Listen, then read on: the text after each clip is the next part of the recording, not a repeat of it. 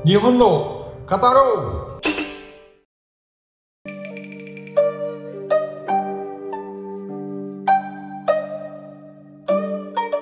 Sahabat Senpai, selamat Hari Raya Idul Fitri. Mohon maaf lahir dan batin. Sebagaimana lazimnya pada masa Idul Fitri dan bahkan sebelum Idul Fitri, dalam mereka merayakan Idul Fitri itu, kita orang Indonesia biasanya melakukan acara mudik alias pulang kampung. Nah, selama ini ada dugaan kuat di sebagian orang bahwa mudik itu seolah-olah hanya tradisi kita. Mudik itu hanya ada di Indonesia. Tapi sebenarnya tidak demikian. Karena mudik itu juga ada di bangsa-bangsa lain. Di Amerika misalnya, itu mudik itu dilakukan pada saat acara Thanksgiving yang dilakukan pada hari Kamis Kamis keempat bulan November. Jadi orang Amerika pulang kampung, ada acara makan kalkun bersama di sana. Tujuannya itu adalah untuk mempererat kembali hubungan kekeluargaan yang mungkin sedikit terpisah akibat jarak. Nah, kita di Indonesia pun juga begitu. Kita berada di Jakarta misalnya atau di tempat lain, pulang kampung untuk juga sekaligus mempererat hubungan kita dengan keluarga dan secara bersama-sama merayakan Hari Raya Idul Fitri. Nah, itu di kita dan di Amerika. Di Jepang juga ada hal yang sama yang disebut sebagai Hari Raya Obong. Untuk membahas ini bersama saya telah hadir Pak Iqbal Jawad. Beliau adalah profesor dari Hasanuddin University. Sebelum ini pun juga saya mungkin sebelum dalam arti kata di sesi sebelum ini beliau juga pernah tampil bersama saya. Seperti telah saya jelaskan pada saat itu, Pak Iqbal ini adalah tamatan Hiroshima University. Kurang lebih jauh dengan saya, masih tinggal di Jepangnya selama 16 tahun. Terakhir beliau adalah atase pendidikan di KBRI Tokyo. Pak Iqbal, Assalamualaikum. Waalaikumsalam Pak Dubes. Pertama-tama selamat Hari Raya Idul Fitri, Pak Dubes. Sama-sama. Ya, sama-sama. Sama-sama. Mohon maaf lahir batin, Pak Iqbal. Ya. Bagaimana sudah mulai ramai di Makassar ya, orang Lebaran? Iya, kemarin saya ke airport itu ramai sekali airport. Banyak sekali orang. Sudah seperti hari biasa, Pak Dubes. Jadi masalah corona, alhamdulillah sudah tidak segawat seperti dulu ya, sehingga orang sudah lebih bebas untuk. Ya. Senang sekali Pak Iqbal, tahun ini kita bisa merayakan Idul Fitri karena selama dua kali bahkan mungkin 3 kali ya kita tidak sempat merayakan Idul Fitri bersama keluarga. Kita harus ngedon di rumah dan harus memakai masker. Mau belanja pun juga sulit. Itu pada tahun lalu dan tahun sebelumnya. Tahun ini alhamdulillah kita sudah dalam keadaan yang lebih baik ya. Iya. Begini Pak Iqbal, seperti saya katakan tadi, kita bermaksud membahas masalah mudik ala Jepang, gitu kan. Nah, jadi kalau kita mudiknya itu tentu saja menjelang Idul Fitri. Nah, kalau Jepang mudiknya itu adalah pada masa Hari Raya Obong. Pak Iqbal tentu punya pengalaman tersendiri selama sekian belas tahun di Jepang tentang Obong. Mungkin Bapak bisa mulai. Ya, makasih Pak Dubes. Ya. Jadi Obon itu kan setiap tanggal 15 Agustus ya. Betul. Setiap tahun. Pengalaman saya setiap Obon tanggal 15 kebetulan selama studi tahun 91 sampai 97 itu saya tidak pernah pulang. Tetapi yang menariknya setiap awal Juli itu kami satu lab bersama dengan profesor itu keliling ke UK. Ke United Kingdom karena harus ikut seminar macam-macam. Tetapi yang lebih menarik lagi, sebelum tanggal 15 Agustus kita sudah harus balik semua ke Hiroshima. Karena profesor dengan teman-teman yang ikut itu hampir memang sebagian besar teman-teman orang Hiroshima. Jadi mereka kembali untuk membersihkan. Yang paling utama yang saya lihat, mereka membersihkan kuburan. Betul sekali. Dari arwah mereka. Saya kira itu Pak Dubes. Jadi kalau Obon ini ramai sekali. Kita susah sekali dapat tiket Shinkansen itu menurut saya waktu kita di Tokyo. Betul sekali. Makanya ini sekaligus juga pesan kepada orang Indonesia. Kalau mau berlibur ke Jepang, jangan pertengahan Agustus, karena itu tiket mahal, lalu lintas pun padat begitu. Lebih dihindari pada bulan Agustus itu. Kalau bicara tentang hal yang menarik dari obong tadi, sebenarnya ada satu lagi juga, banyak sekali hal yang menarik, tapi ada satu lagi hal yang menarik juga Pak Iqbal, yaitu bahwa obong itu dirayakan juga ada dua versi. Jadi kalau hari raya di Indonesia ini kan ada versi Muhammadiyah, ada versi NU, jadi seringkali atau ada kalanya kita berbeda tanggal merayakan hari raya. Nah di Jepang pun sebenarnya obong itu juga ada dua versi. Jadi ada yang merayakannya bulan Juli, sekitar pertengahan bulan Juli, ada yang merayakannya itu bulan Agustus, sebagaimana dikatakan oleh Pak Iqbal tadi. Nah mengapa itu terjadi? Sebenarnya intinya itu karena perubahan kalender Jepang. Dulu Jepang itu menggunakan kalender dengan mengikuti dasar peredaran bulan, Samsiah kalau dalam Islam itu kan. Nah, kalender menurut matahari itu Komariah kalau nggak salah. Nah, kalau istilahnya yang matahari itu Gregorian system kalau nggak salah. Nah, dulu Jepang mengikuti sistem peredaran bulan, tetapi pada saat restorasi Meiji, Jepang berubah mengikuti kalender dengan perhitungan peredaran matahari. Nah, akibat itulah bahwa antara peredaran matahari dan peredaran bulan itu kurang lebih selisihnya 1 bulan. Jadi itu yang mengakibatkan ada dua versi. Tapi yang paling banyak untuk merayakan obong itu adalah seperti yang Pak Iqbal katakan tadi adalah 15 Agustus. Walaupun di daerah Kanto, jadi pemirsa begini, saya dengan Pak Iqbal dulu di Jepang itu berbeda tempat tinggalnya. Beliau di selatan, di Hiroshima, saya di sekitar Tokyo. Jadi saya dikatakan di daerah Kanto. Nah, Kanto atau Tokyo sekitarnya itu cenderung merayakan obong itu pada bulan Juli, bukan Agustus. Walaupun ya semakin lama semakin bergeser. Jadi menarik juga. Kalau di Indonesia ada dua versi kadang-kadang Idul Fitri, ternyata di Jepang pun juga ada dua versi semacam begitu. Iya, Pak Iqbal. Pak Dubes, silakan. Itu bukan karena ada aliran Buddha yang seperti kita juga. Jadi Buddha mempunyai beberapa aliran juga, mungkin ada yang Juli, ada yang Agustus. Tidak, katanya sejauh yang saya pernah baca dan dengar itu karena perubahan sistem kalender. Ya. Nah, tetapi akan halnya obong ini adalah tradisi dari agama Buddha, itu betul sekali seperti yang Pak Iqbal katakan tadi.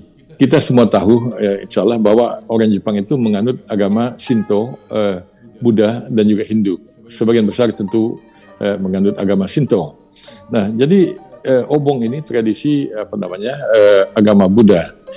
Kalau mungkin saya nanti juga konfirmasi ke Pak Iqbal kalau saya salah. Sejauh yang saya pahami, asal usul obong ini sebenarnya itu bermula dari murid Buddha yang namanya Mukoran.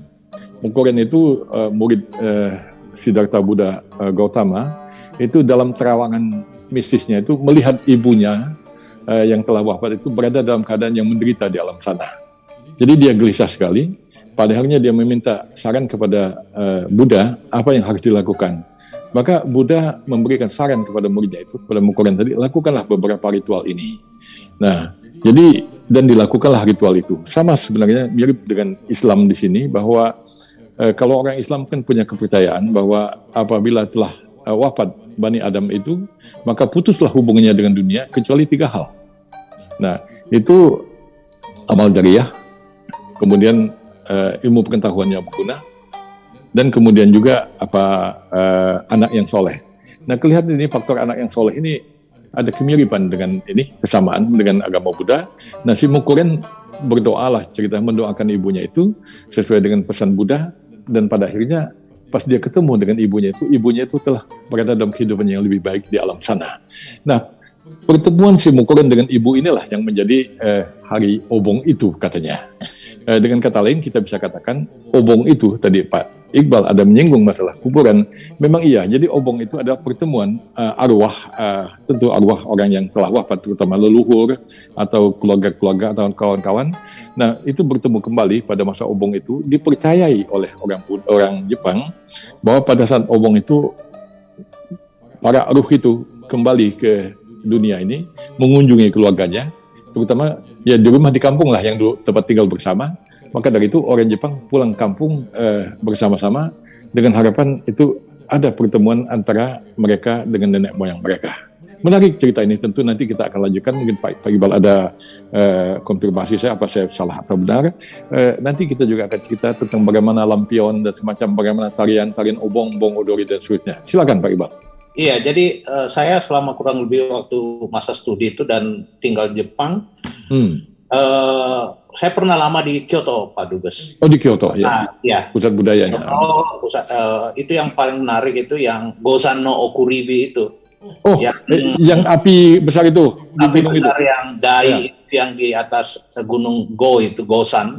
Iya, iya.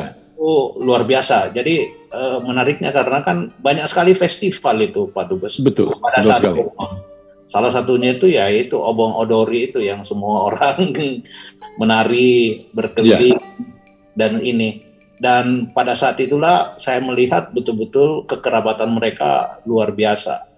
Walaupun mereka sudah menjadi CEO, executive officer di Tokyo atau di mana saja, itu mereka pada saat Obong, mereka pulang sama-sama, kemudian melakukan perayaan festival sama-sama yang tidak dibiayai oleh kota, tetapi mereka membiayai dirinya sendiri. Satu RW, satu come, satu ku itu atau kecamatan begitu ya. Mereka merayakan betul-betul si Obong itu. Iya. Dan mirip sekali dengan kita sebagai Pak Iqbal. Tadi Pak Iqbal cerita ada ku, ada come dan segala macam. Juga untuk pengetahuan kita semua, sebenarnya ada sistem Jepang yang diadopsi di dalam pemerintahan kita. Sedikit menyimpang dari Obong, tapi ini penting juga, bahwa RT dan RW itu adalah bentukan Jepang. Itu adalah warisan Jepang pada saat Jepang menduduki kita sekitar tahun 42-45 itu. Jadi RT dan RT itu dikatakan tonari gumi. Jadi dalam bahasa Jepangnya, pada saat Indonesia merdeka, tonari gumi itu masih dipertahankan dan dirubah namanya menjadi RT. Jadi menarik juga tadi kalau Pak Iqbal katakan ada come, ada ku, ada segala macam. Nah, di Indonesia pun juga kalau 17 Agustus kalau apa-apa kita juga akan bekerjasama sesama satu RT, satu RW dan apa seterusnya begitu Pak Iqbal. Nah, kembali ke masalah tadi Gozan no Okuribi. Ya. Nah, jadi itu begini, mungkin sekedar gambaran bagi pemirsa yang belum berkesempatan untuk datang ke Kyoto, itu sejauh yang saya lihat itu besar sekali di atas bukit, bahkan di atas gunung.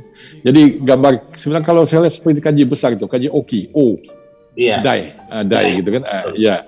Itu dibuat dari api unggun yang membentuk tadi huruf kanji Dai, mungkin bacanya, yang menyimbolkan besar. Jadi bahkan itu pada saat tidak Obong pun itu kelihatan dari kota Kyoto itu Pak Iqbal, sejauh yang saya lihat ada garis yang bentuk kanji Dai atau besar tadi, tapi apinya nggak ada karena kan bukan Obong, itu kelihatan gitu kan. Saya nggak tahu berapa kilo, perkiraan Pak Iqbal berapa kilo dari pusat kota itu kok sampai kelihatan segitu gedenya dan kalau kita berdiri di Kamogawa, Pak Dubes. Kamogawa itu sungai terkenal di melintasi Kyoto. Itu mungkin kira-kira saya nggak tahu kilometer, tapi mungkin nggak sampai 20 kilometer itu, Pak Dubes. Nggak sampai 20 kilometer. Ya, tapi kalaupun juga, kalaupun 10 kilo masih kelihatan. Kalau di dekat itu nggak tahu segede apa itu. Kanji itu tadi yang Gozan no Okuribi itu ya. Gozan no Okuribi. Iya. Jadi begini pemirsa, seperti juga Pak Iqbal ceritakan tadi, memang penyambutan pada Hari Raya Obong itu luar biasa, meriah. Jadi semacam pertemuan lah antara tadi arwah dengan mereka yang masih hidup. Nah, ada juga acara itu tari-tarian yang Pak Iqbal katakan tadi disebut sebagai Bon Odori. Mengapa disebut Bon? Ini juga perlu dijelaskan saya kira biar kita semua paham bahwa Bon itu sebenarnya berarti nampan atau tray. Jadi dipasang O di depan itu, mengapa? Itu bentuk hormat di dalam bahasa Jepang. Jadi biasa O atau Go itu adalah bahasa hormat. Jadi Obong itu nampan. Nah, mengapa nampan? Jadi itulah nampan pada saat Obong itu orang meletakkan makanan-makanan di atas nampan itu untuk katakanlah dipersembahkan atau memberi makan para arwah nenek moyang atau kerabat yang datang tadi. Jadi kata Bon itu sebagai nampan. Nah, nampan mengapa nampan? Ya karena nampan itu adalah tempat meletakkan makanan. Jadi menarik sebenarnya kita melihat ini sebagai sebuah budaya lah gitu. Bahwa orang Jepang sampai hari ini seperti Pak Iqbal katakan tadi betapapun dia sudah menjadi direktur perusahaan besar, menjadi orang hebat, menjadi profesor, masih pulang kampung dan secara bersama-sama dengan kerabatnya di RT, dengan teman-teman untuk merayakan hari raya Obong ini. Dan ini memang luar biasa. Itu para para arwah itu pun dimanjakan, nama itu panggilannya itu disebut sebagai Bon Sama. Sama itu tuan. Jadi di atas san. Kalau san kan itu sama tuan. Ya Bon Sama atau Osora San. Itu sebutan bagi para arwah yang datang pada saat Obong itu menurut kepercayaan mereka. Gimana Pak Iqbal? Silakan. Iya. Jadi yang menarik juga Pak Dubes kan kalau tidak salah ya, Obong gitu yang muda gitu. Oh iya. Yang menarik juga adalah karena pada saat Obong itu banyak sekali kue-kue tradisional itu muncul. Betul sekali banyak kue-kue yang ya. Jadi kalau mau merasakan kue-kue tradisional, selain Osogatsu baru Obong tempatnya gitu. Dan ya itu karena yang seperti tadi saya katakan, apalagi saya tinggal di Hiroshima yang sedikit lebih sunyi dibanding Tokyo. Iya. Kerasa sekali keramaian itu, bisa membedakan mana waktu yang ramai banyak orang dan mana waktu yang tidak ramai. Sehingga perkumpulan-perkumpulan yang tadi saya katakan di Come gitu, di kecamatan RT RW itu luar biasa itu. Kita bisa dapat makanan gratis itu. Gratis dipanggil ke ini. Itu yang yang menarik di salah satu yang di Obong itu. Iya. Jadi begini kan, itu kan jadi ada beberapa kemiripan sebenarnya. Dulu saya di kampung, ini sih sekedar tradisi saja, mungkin bukan dari agama. Itu pada bulan puasa, bulan Ramadan, itu pada saat 21 Ramadan, itu kita masang lampu di kampung kan. Ya. Kami bilang likur ya, likur kan 21. Nah, jadi katanya sih dalam rangka menyambut Lailatul Qadar atau apalah gitu. Jadi kita membuat kemeriahan. Nah, dalam hal Obong ini, Jepang juga menyalakan api lilin. Jadi dan lampion-lampion yang tujuannya itu adalah untuk menyambut datangnya para ruh atau arwah kerabat tadi yang pulang ke rumahnya. Nah, itu dinyalakan api sebagai penyambutan dan sekaligus juga katanya sebagai pemandu jalan bagi para arwah itu. Nah, tentu pada saat Obong itu ada upacara tersendiri, harus mereka makan 3 kali, itu tentu bisa makan lebih, tapi makan yang ritual itu 3 kali, dan makanan yang dimakan itu sama dengan makanan yang diberikan kepada para arwah tadi, cerita dalam bentuk sesajen itu, gitu kan. Nah, menarik juga begini, bahwa pada saat Obong itu berakhir, nah lampion-lampion tadi yang tadi di apinya ditaruh di depan rumah, lampionnya dipajang di situ, itu akan dihanyutkan ke laut atau ke sungai, dan itu menjadi sebuah objek wisata yang menarik juga. Dalam arti kata, menurut mereka itu sekaligus juga menjadi pelepasan lah atau penunjuk jalan bagi para arwah tadi untuk kembali ke alam ruh itu. Itu dalam kepercayaan Jepang. Sejauh yang saya pahami begitu, Pak Iqbal. Apa betul? Ya, betul Pak Dubes. Jadi itu juga secara tersirat. Kebetulan Hiroshima itu kan dibom tanggal 6 Agustus ya Pak. Betul. 6 Agustus. Kalau kita mau lihat lampion-lampion itu dialirkan di sungai, di sungai Motoyasu. Iya, Motoyasu, dan tahu itu pernah di situ saya. Di Hiroshima itu lampionnya tanggal 5 malam itu. 5 malam. 5 malam. Dialirkan begitu, dan itu bagus sekali kelihatan. Saya pernah tanya, untuk apa? Ini untuk ya itu tadi seperti yang dikatakan oleh Pak Dubes bahwa lampion-lampion ini untuk mengantarkan jalan ke arwah-arwah yang sudah meninggalkan mereka gitu. Ya. Ini juga menarik begini Pak Iqbal. Ini kan selalu bulan Agustus. Jadi Agustus itu kan musim panas. Iya. Nah, jadi orang kalaupun pakai baju ini tidak memakai kimono tapi pakai yukata, kimono yang tipis lah gitu. Nah, dan bahkan biasanya itu cenderung orang itu bercelana pendek, baik laki-laki maupun perempuan. Jadi perempuan juga memakai baju tank top. Nah, biasanya itu juga ada iring-iringan mengarak memikul omikoji. Iya. Tapi kong itu Pak Iqbal yang betul. diulukan itu kan orang menabuh semacam beduklah gendang ini, ada tari-tarian dan semacam itu meriah sekali. Ya. Jadi tadi saya katakan bahwa kalau mau ke Jepang sedapat mungkin jangan pada saat obong, tetapi kalau mau menyaksikan justru kemeriahan itu, ya tentu ada matsuri yang lain ya, ada Giong Matsuri kalau di Kyoto itu kan. Ya, tapi kalau betul, nah kalau mau melihat tapi kemeriahan obong, ya boleh juga datang pada saat obong ke Jepang itu, tetapi jangan ngambilnya itu pas dia harinya itu, karena itu tiket mahal pasti, jadi datang jauh-jauh hari, mungkin nunggu dulu di sana, nah pas obongnya kita di sana. Iya. Begitu. Iya, saya Yusron Senpai waktu bertugas di Tokyo itu 4 tahun begitu, mohon izin setiap tanggal 15 itu saya ngacir ke Hiroshima itu. Oh, untuk obong itu? Untuk obong, ketemu sama profesor-profesor. Jadi tanggal 14 malam berangkat, saya pulang tanggal 16. Itu 4 tahun berturut-turut itu. Saya jadi masih pulang kampung, ikut mudik juga kan? Iya. Ini kan? Iya, kalau Pak Yusron Senpai kan kampung keduanya kan di Tsukuba. Di Tsukuba. Kalau saya di Hiroshima, Pak Yusron Senpai. Iya, saya dekat sekali itu. Kalau saya cukup 45 menit naik TX Tsukuba Express kan, sudah nyampe di Tsukuba. Pak Iqbal jauh sekali itu. Dari Tokyo mau sampai Tokyo, Osaka, Kyoto, terus lagi bablas sampai ke selatan ke Hiroshima begitu kan? Iya. Itu tiket lumayan didapat.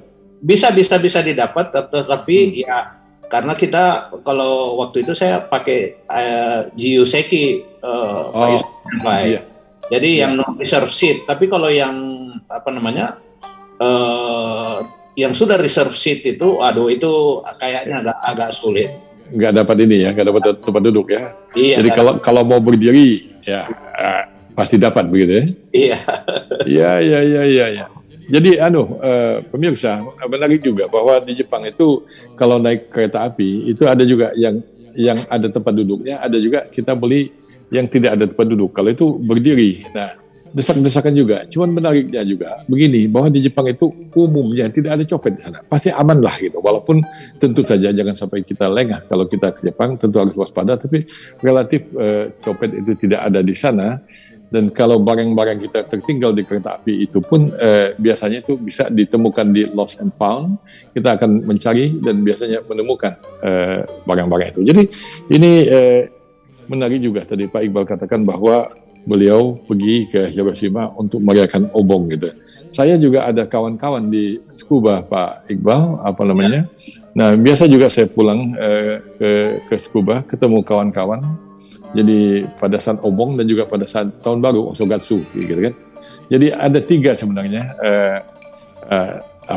liburan yang besar di Jepang itu. Tadi pertama obong, yang kedua tahun baru alias Osogatsu. Satu lagi yang sekarang ini mungkin sedang berjalan, Golden Week Pak Iqbal. Ya betul, tanggal 5, 6, 7 Mei.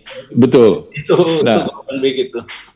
Nah cuman bedanya, apa beda Golden Week dengan obong dengan Osogatsu? Ini kalau Golden Week tidak ada kaitan dengan keagamaan, itu betul-betul kebetulan ada libur yang berderet-deret. Nah dan orang menggabungkan libur itu sehingga menjadi libur yang panjang yang dikatakan sebagai Golden Week atau Minggu Emas itu.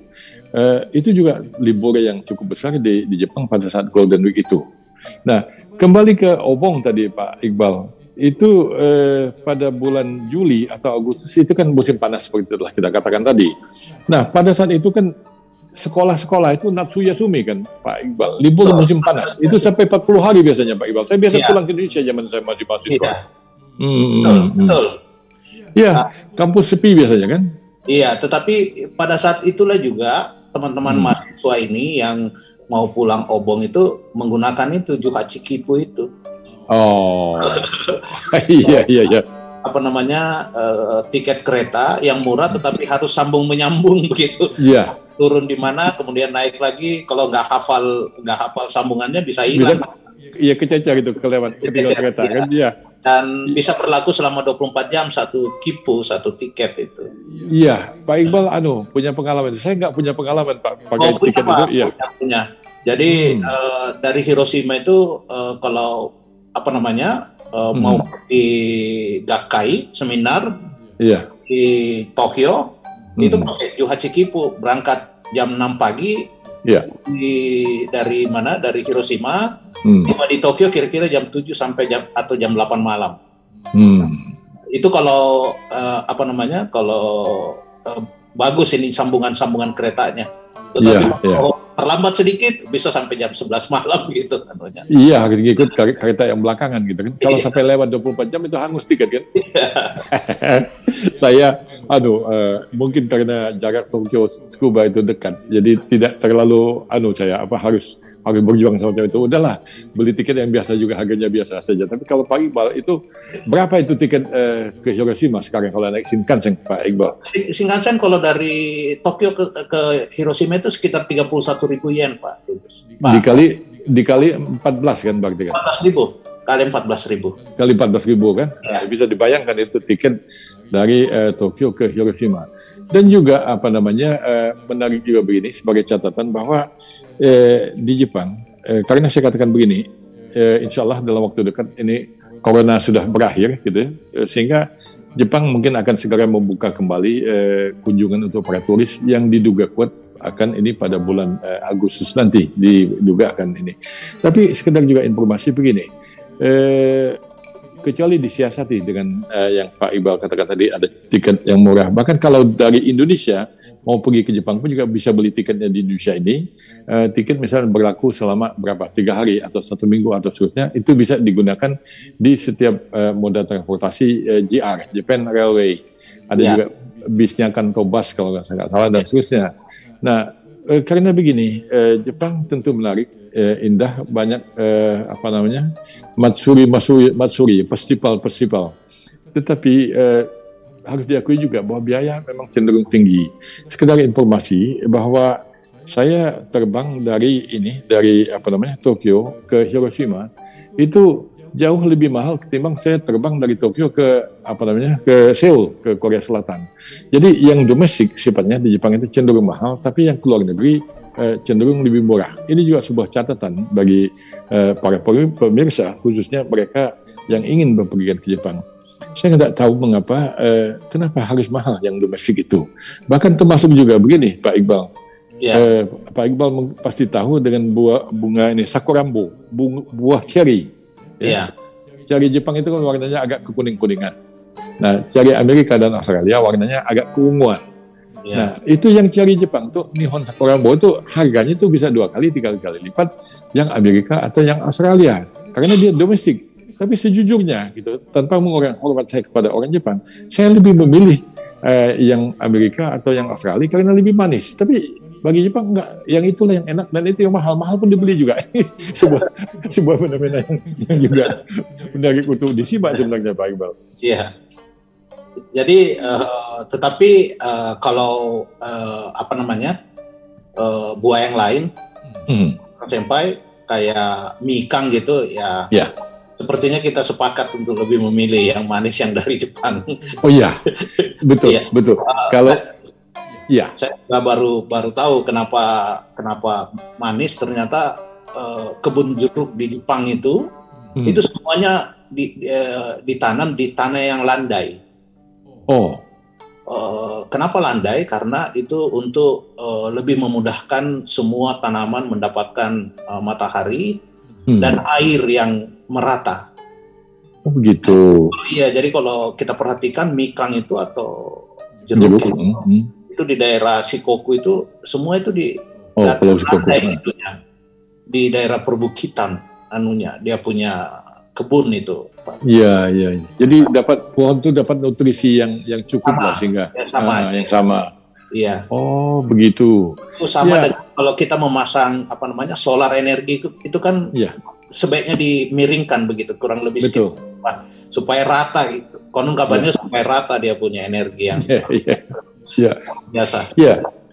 Ya, ada juga satu lagi yang manis. Banyak yang manisnya juga, Pak Iqbal. Tentu kita harus jujur, nona Jepang pun juga manis tentu kan.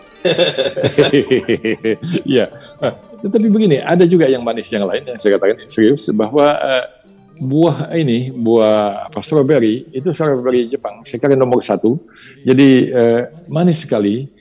Tapi saya membeli strawberry di tempat lain cenderung rasanya asam minta ampun. Strawberry Jepang itu besar dan rasanya manis. Biasanya dimakan dengan susu Indomilk lah kalau di kita ya, semacam condensed milk semacam begitu. Itu juga kalau tadi Pak Iqbal katakan mengapa jeruk itu cenderung manis. Nah, Jepang ini memang kadang akalnya itu luar biasa gitu. Tidak berhenti berpikir terus. Strawberry itu kan di dalam bahasa Jepang disebut ichigo. Kenapa ichigo? Ichi itu 1, go itu 5. Jadi strawberry itu panennya itu pada saat bulan Januari dan bulan 5 itu bulan Mei kan. Jadi saat ini musim strawberry lah. Nah, yang menarik itu apa Pak Iqbal? Bahwa Jepang bisa tiba-tiba ada buah strawberry dijual di Ginza, di mana supermarket di Ginza bisa, yang bukan pada musim buah strawberry. Saya heran ya, tanya mengapa gitu ya. Nah ternyata itu mereka tipu itu pohon strawberry itu mereka bawa ke Gunung Fuji. Jadi dengan dingin begitu kan. Pohon itu mengira ini musimnya bagi saya untuk berbunga dan berbuah. Jadi macam-macam akal mereka itu gitu. Termasuk juga bikin semangka yang segi 4 karena dipasang kotak dan seterusnya gitu kan.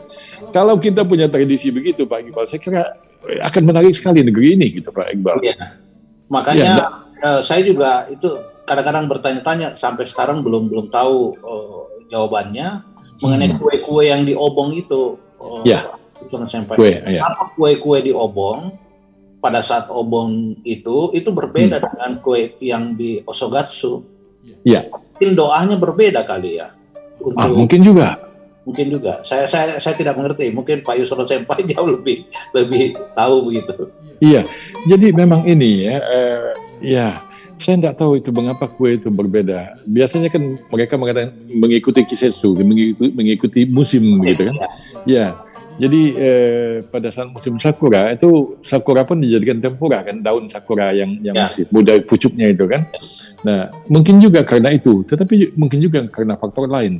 Tetapi ada hal yang menarik bahwa sebenarnya orang Jepang betapapun majunya teknologi mereka masih berpikir sama seperti kita tentang adanya kehidupan alam ruh dan seterusnya itu. Paling tidak itu kita lihat dengan upacara atau acara obong ini begitu ya.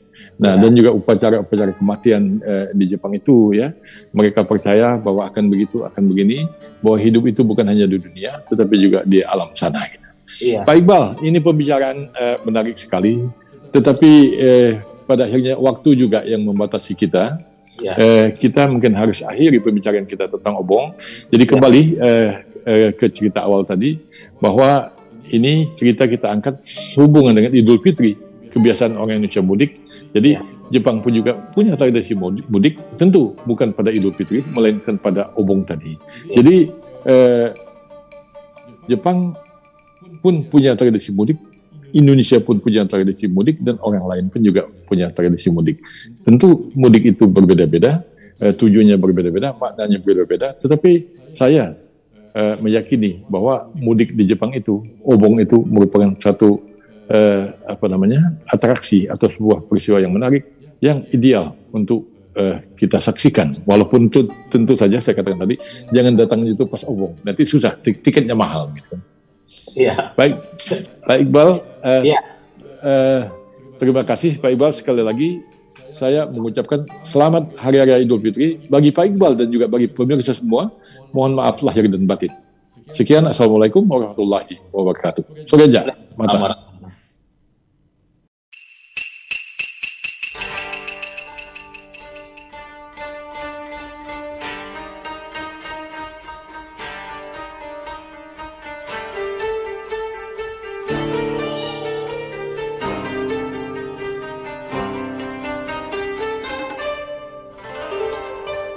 Nihonno Kataro.